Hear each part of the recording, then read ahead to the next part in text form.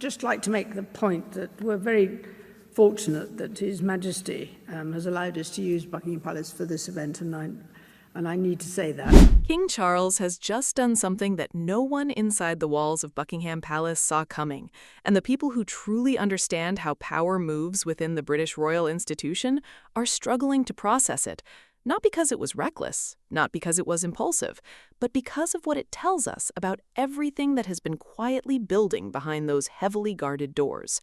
What we are discussing today is a decision so precise, so deliberately engineered, and so historically significant that it has fundamentally reordered the entire Windsor power structure in a single stroke. Princess Anne, the royal who spent decades being overlooked, underestimated, and pushed to the edges of the frame while others competed for the camera, has just been placed at the very center of constitutional authority in this country, and the consequences of that placement are only beginning to ripple outward. Before we go any deeper, let me ask you something. When you close your eyes and picture real, functioning power inside the British monarchy, not ceremonial pageantry, not title and rank, but actual authority over the mechanisms of this nation, whose face appears? William? Camilla? Charles himself? Because as of right now, the correct answer is none of them. The individual holding genuine constitutional power with access to state intelligence, classified briefings, and the daily administrative machinery of the crown is Her Royal Highness Anne Elizabeth Alice Louise, Princess Royal, Counselor of State, and the most consequentially positioned non-monarch in the modern history of the Windsor dynasty. Stay with me, because this story runs far deeper than anything you have seen in the headlines. Everything that triggered this moment comes back to one object, the sovereign's dispatch box. If you have never paid close attention to what this actually represents, now is the time to start. This is not a ceremonial prop. It is not a decorative piece of royal furniture. The dispatch box is the physical vessel through which the entire business of British governance flows directly to the monarch every single day. It arrives carrying classified intelligence assessments, draft legislation requiring royal engagement, correspondence from senior cabinet ministers, state briefings from every major department of government. This is the living, breathing proof that the monarchy still sits at the functioning center of how this country actually runs, not merely in ceremony, but in daily operational reality. And here is the detail that should make you stop and pay full attention. That box is now being directed to Princess Anne, not to Camilla, to Anne. Think about what that actually means. Camilla is Queen Consort. She wears a crown. She occupies the seat beside Charles at every state occasion of significance.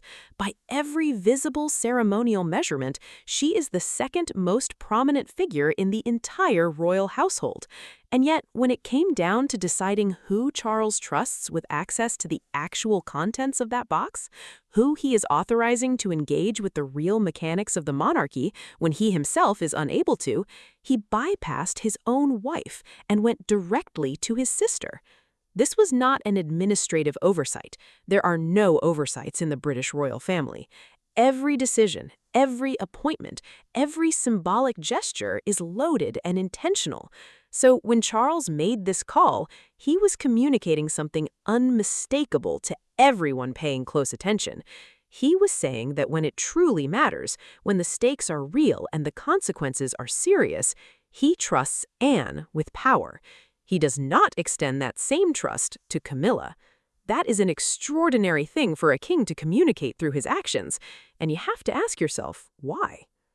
To understand what drove Charles to this decision, you have to be completely honest about the pressure the monarchy is currently operating under. Charles has been dealing with serious health challenges.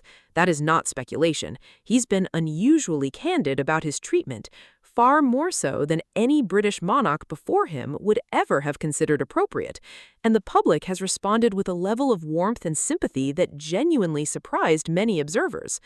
But candor about health does not solve the operational crisis that health problems create. You cannot have a reigning monarch attending medical treatment while simultaneously maintaining the full daily demands of constitutional governance. Something has to give. And so the question becomes, who fills the space? The obvious answer, the one that the formal rules of succession would seem to demand, is Prince William. He's the heir apparent. He's the future of this institution. Logically, you would expect the Prince of Wales to step forward and absorb the administrative weight while his father focuses on recovery. That's what any conventional reading of royal succession protocol would suggest. But conventional reading does not account for reality. And the reality of William's situation right now is something that Charles understands with the clarity of a father who is paying very close attention. Catherine has been navigating her own deeply serious health journey. William has 3 young children at ages when they need their father fully present and completely engaged. He's already shouldering an immense psychological weight, the constant awareness that the crown is coming, that every decision he makes now is preparation for a lifetime of duty he will never be able to set aside. To layer on top of all of that the full administrative demands of a monarch who cannot govern would not merely stretch William thin, it could do genuine, lasting damage to him, to his marriage, and to his children during years that simply cannot be recovered. Charles understands that, and he has made a conscious decision to prioritize his son's stability over rigid adherence to royal convention. He looked across the family and found the one individual who carries the credentials, the credibility, the deep institutional knowledge, and, most critically, the complete absence of personal ambition that makes it safe to hand over real authority. He chose Anne. And here is where the story becomes genuinely extraordinary, because Anne's fitness for this role was not accidental. It was constructed across the better part of 7 decades through a combination of Queen Elizabeth's long strategic preparation and Anne's own extraordinary, unglamorous dedication to a life of purposeful service. Start with the most basic fact. Anne is only 2 years younger than Charles. That is not merely a biographical detail. It means she was a conscious and engaged presence during the same defining political eras, the same institutional turning points, the same crises and recalibrations that shaped Charles's entire worldview. She does not require a briefing on why certain constitutional traditions matter. She was present when those traditions were tested and reaffirmed. That kind of deep, lived institutional knowledge cannot be replicated by any number of policy documents. And in a moment of genuine governance pressure, it's worth more than almost any other qualification. But there's one quality about Anne that most people have never properly considered, and it may be the single most important thing about her for this particular role. She has absolutely no dynastic ambition. None. You might ask whether that's actually a desirable quality. Shouldn't someone holding authority be driven, motivated, hungry to make an impact? In conventional political life, perhaps, but in royal politics, the complete absence of personal ambition is not a weakness, it's everything. Because the fundamental danger of placing power in the hands of anyone close to the throne has always been the same danger, that they will use that power to advance their own position, construct their own political network, or maneuver themselves and their allies towards greater influence. That is the pattern through which dynasties have historically destroyed themselves from within. Anne is structurally immune to that entire dynamic. Under the male preference succession rules that governed the family she grew up in, she was born second but found herself progressively displaced as brothers arrived after her. She was sidelined not by any personal failing, but by the arbitrary conventions of a system that prioritized gender over birth order. She was bumped steadily down the line, and her response was to simply accept it. No public resentment, no years of nursing a quiet grievance, no faction assembled behind her. What she did instead was turn entirely away from the question of position and channel everything she had into the question of purpose. That private recalibration, made without announcement and without witnesses, is exactly what makes her the right person for this moment in the history. When Anne walks into any room in her current capacity, nobody in that room is wondering what she's angling for. There's no shadow network behind her. She cannot become monarch under any circumstances. There is no strategic incentive for manipulation of any kind. And in a royal world where every single gesture is scrutinized for hidden motive, that quality of transparent, structurally guaranteed integrity is worth more than almost anything else. What most people miss entirely when they look at Anne's current elevation is that this is not a recent development. This is the culmination of something Queen Elizabeth began engineering more than half a century ago. Throughout the latter decades of the 20th century, whenever the Commonwealth faced genuine difficulty, not ceremonial inconvenience, but real political tension, fragile relationships, situations of genuine instability, Elizabeth did not dispatch Anne to wave at crowds or open hospitals. She sent Anne to the places where things were authentically hard. The tense negotiations, the Commonwealth relationships that required careful and skilled navigation, the moments where a wrong word or a misread situation could cause serious and lasting damage. Elizabeth was giving her daughter an education that cannot be acquired in any briefing room or classroom.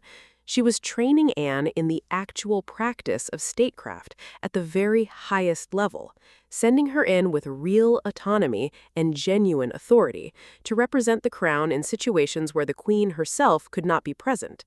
Decade after decade, assignment after assignment, Anne was being formed by direct, lived experience into exactly the kind of person the institution would need when things became genuinely difficult.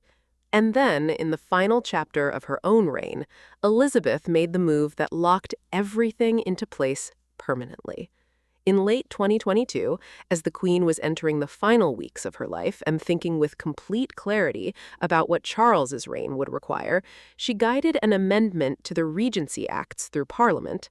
Through that amendment, both Princess Anne and Prince Edward were formally added to the permanent list of counselors of state, not temporarily, not conditionally, but for the duration of their natural lives. Understand why this was such a strategically brilliant intervention. The existing list of individuals technically eligible to step in and exercise the monarch's powers in an emergency had a serious structural problem. It was, in practical terms, compromised. Prince Harry had removed himself entirely from royal duties and relocated to California. Prince Andrew had become politically untouchable after devastating personal scandal. If something had happened to Charles and the old list had remained unchanged, the people theoretically available to exercise state power were individuals Charles would never actually want handling that responsibility. Elizabeth corrected it. She did so through Parliament, which made the change legally unassailable. She did it in a manner dignified enough that Harry and Andrew could not publicly resist without openly arguing against their own irrelevance. And she embedded Anne at the heart of the crown's succession of power in a way that no future circumstance could easily reverse. That was Elizabeth's message to the future. When my son becomes king and faces the pressures that kingship inevitably brings, Anne is the person he can turn to. I am making it permanent and official so that when that moment arrives, there is no ambiguity, no argument, and no opening for interference. That moment has now arrived. If you go back through the record of honors Anne has accumulated over her lifetime, you begin to see that the story of her elevation has been hiding in plain sight for decades. Most people simply were not reading the signals. In 1987, Queen Elizabeth bestowed upon Anne the title of Princess Royal, one of the oldest designations in the British royal hierarchy, held by only one individual at any given time and traditionally reserved for the eldest daughter of the reigning monarch. But beyond tradition, it carries a specific and serious implication that the person holding it is expected to dedicate the entirety of her life to service to the crown, not as a partial commitment, not when convenient, entirely, without reservation and without end. It was Elizabeth's formal public statement that Anne occupied a fundamentally different category than other working royals. She was not simply a family member contributing to the institution. She was foundational to how the dynasty functioned as a living entity. Then, in 1996, Anne was invested as a Knight of the Thistle, Scotland's oldest and senior order of chivalry. And this was not handed over casually. Anne had spent years doing genuinely substantive work across Scotland, building real relationships with communities, managing serious charitable commitments throughout the country, engaging meaningfully with the welfare of Scottish people, rather than simply appearing for ceremonial occasions. The investiture was Scotland's formal acknowledgement that Anne understood the nation at a depth that went far beyond photographic opportunities. And then came the coronation itself. When Charles was crowned at Westminster Abbey in May 2023, he made an appointment that deserved far more attention than it received. He named her his gold stick in waiting, a role with centuries of history, traditionally assigned to the individual the sovereign trusts most completely with his personal safety and protection.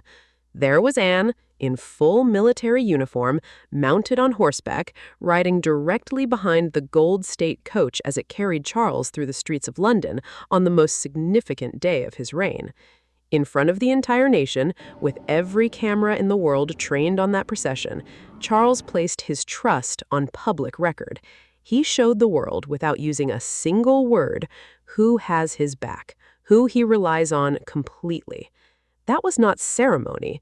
That was a declaration. You cannot fully understand Anne's position without understanding Vice Admiral Sir Timothy Lawrence, her husband since 1992, and a man whose own recent elevation within the royal household tells you exactly how seriously Charles values this partnership. Timothy entered the royal world in the mid-1980s as a young naval officer appointed as an equerry to Queen Elizabeth. He was not a prominent figure. He was not seeking visibility. He was there to serve, learning the internal operations of the household, understanding its pressures, absorbing the knowledge of what genuine support for a royal working actually demands day after day. What Elizabeth recognized in him, and what Anne saw herself, was an extraordinary capacity for quiet, consistent, unglamorous support. Anne undertakes more than 450 official engagements every year, a number that surpasses virtually every other working royal in the family. That kind of schedule demands a partner who can absorb enormous personal stress, maintain domestic stability, and keep the private infrastructure of their life functioning so that Anne can give everything she has to her public duties. Timothy has done precisely that for 3 decades, without complaint and without ever seeking credit or acknowledgement. In 2011, Elizabeth honored him with a Knight Commandership of the Royal Victorian Order, her personal recognition of exceptional service rendered directly to the sovereign and her family. But Charles went considerably further. He recently elevated Timothy to Knight Grand Cross of the Royal Victorian Order, the highest rank within that entire system. This is a gift that sits entirely within the king's personal discretion, completely separate from any government recommendation. It is Charles saying directly and personally, "I see what you have given. I understand that Anne's ability to do what she does depends in no small part on what you provide to her every single day, and I am placing you in the innermost circle of this institution."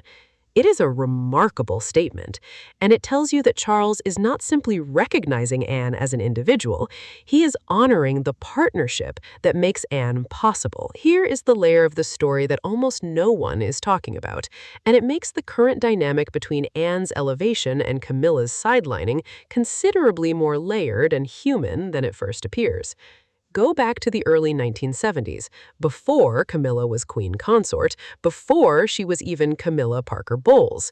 She was in a serious relationship with Andrew Parker Bowles, a man who was simultaneously and genuinely connected to Princess Anne. Anne and Andrew Parker Bowles shared something real and authentic, a mutual passion for equestrianism, a deep personal understanding, a genuine bond between two people. But the relationship could not progress toward marriage because of a constitutional barrier. Parker Bowles was Catholic, and such a union was not permissible under the rules governing the royal family at that time. So, it ended. Anne eventually married Mark Phillips. Andrew eventually married Camilla. Years later, Andrew and Camilla divorced, and through a long and complicated path, Charles and Camilla eventually found each other and ultimately to the altar. The woman who had once been intimately connected to someone Anne cared about is now Queen Consort, and she now watches from that position as Anne is elevated, celebrated, and handed the genuine mechanisms of power, while Camilla herself is kept carefully and deliberately away from the actual machinery of governance. Camilla has the crown, she has the title, she has the seat beside the king, but she does not have the dispatch box. She does not have access to classified state intelligence. She does not have constitutional authority to act on behalf of the sovereign. Anne, who wears no crown, who sought no spotlight, who walked a different path through loss and labor and decades of quiet, unglamorous service, has all of that. One of the most revealing signals in this entire story has been the response from William and Catherine, because their behavior communicates something important about the true internal climate of the royal family right now. Both of them have been explicitly and visibly supportive of Anne's expanded role. William, in particular, has spoken in terms that leave his position absolutely clear. He views Anne as an institutional anchor, someone whose decades-long reputation for integrity and relentless dedication is so unimpeachable that her prominence within the monarchy actively protects everyone around her from scrutiny and criticism. Think carefully about what that means coming from the future king.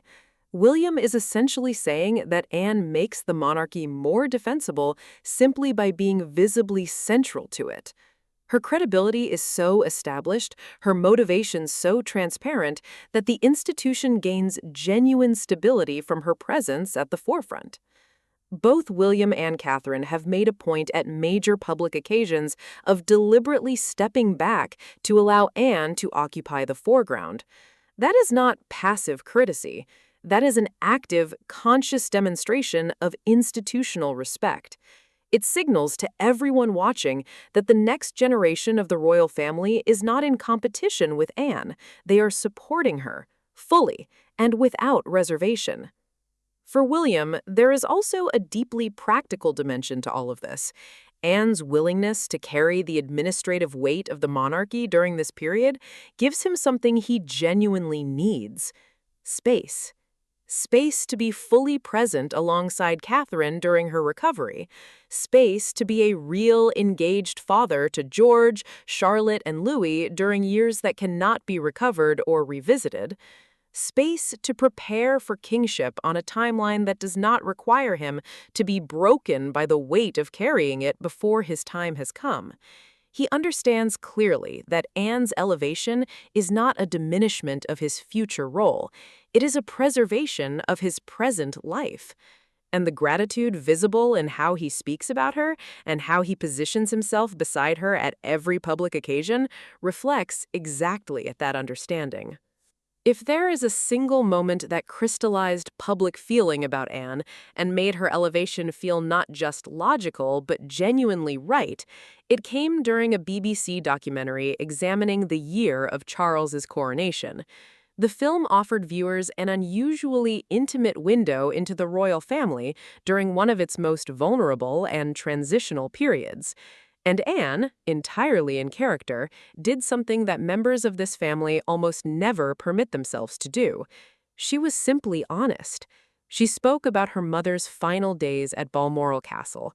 She revealed that Queen Elizabeth had harbored genuine concern about dying there, not out of any personal fear, but because of the logistical and governmental complexity that a sovereign's death at that location would create.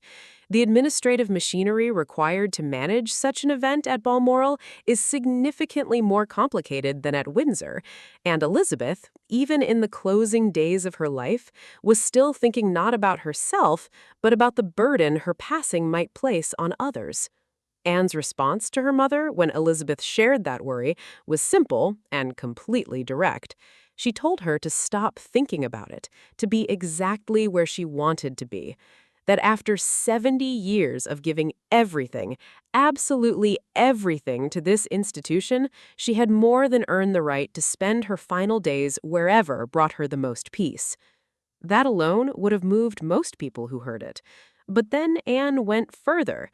She described the moment during the state funeral when the imperial state crown was lifted from her mother's coffin, and she admitted to feeling something she had not fully anticipated in that instant.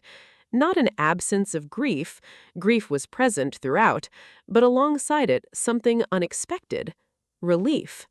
Not for herself, but for her mother. Relief that the weight Elizabeth had carried for 70 decades, the relentless, consuming, all-encompassing weight of the crown, had finally been set down. That the sacrifice was over. That the woman inside the role could finally be at rest. The British public had never quite heard a member of this family speak with that kind of unguarded honesty about what the crown actually costs the people who wear it. It was not theatrical. It was not crafted for effect. It was simply true. And in its truth, it revealed exactly why Anne is the right person for this moment in the monarchy's history. She has always understood what this institution demands of those who serve it. She has understood it for decades, and she has always chosen to keep paying that cost, not for position, not for recognition, not for any personal reward, but because she genuinely believes it is the right thing to do. Is there anyone else in this family who could say the same and be believed without hesitation? Step back from the individuals for a moment and look at what this entire situation represents structurally, because Charles's decision to place Anne at the center of governance during this period is not simply a family arrangement worked out behind closed doors. It is a statement about how the British monarchy intends to survive what is coming. For generations, the palace's strategy for institutional survival rested on projection, on maintaining the image of a family that existed somehow above the ordinary difficulties of human experience, composed, polished, and untouched by the messiness that defines everyone else's lives. It was always an illusion. Everyone who looked closely enough knew it was an illusion, but the institution invested enormous energy in maintaining it regardless. Charles has abandoned that strategy entirely. He disclosed his cancer diagnosis publicly. Catherine disclosed hers. Rather than concealing the vulnerabilities that currently exist within the family, the monarchy has essentially said, this is what real life looks like. These are real human beings navigating real challenges. And here is how we are handling those challenges with honesty, pragmatism, and genuine care for each other. In that context, positioning Anne at the center, openly acknowledging that managing a country while dealing with serious illness requires the sharing of responsibility, is not an admission of weakness. It is the most honest thing a modern monarchy could do. It says, we are not performing anymore. We are adapting. We are choosing to function rather than to perform. And the British public is responding to that shift in a way they never quite responded to the old theater.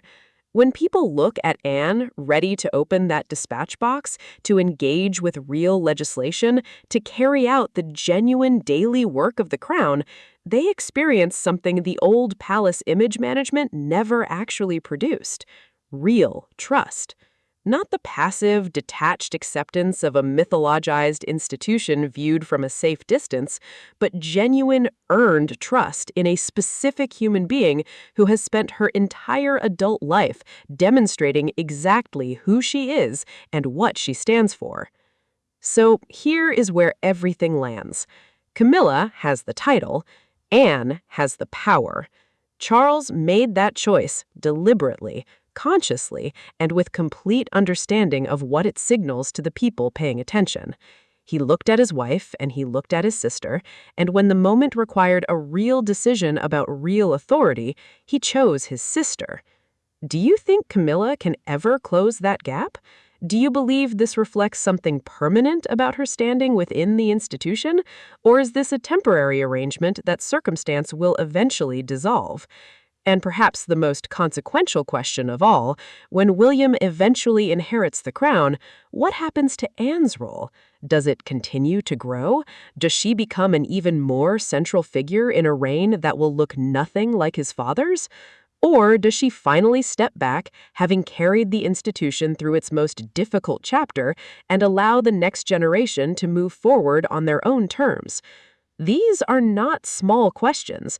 They are questions about the shape of the British monarchy for the next generation.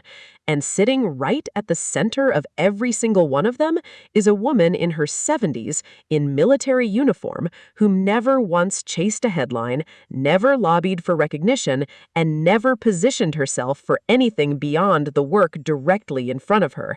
She simply kept showing up. She kept doing what needed to be done. She kept being exactly who she had always chosen to be.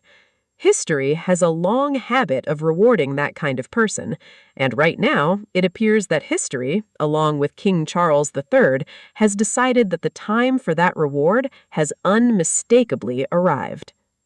If this has shifted how you see Princess Anne, if you're looking at her role within this family and this institution differently than you were when you started watching, leave a comment below and tell me what changed. And make sure you subscribe because the next chapter of this story is already beginning to unfold, and you're going to want to be here when it does.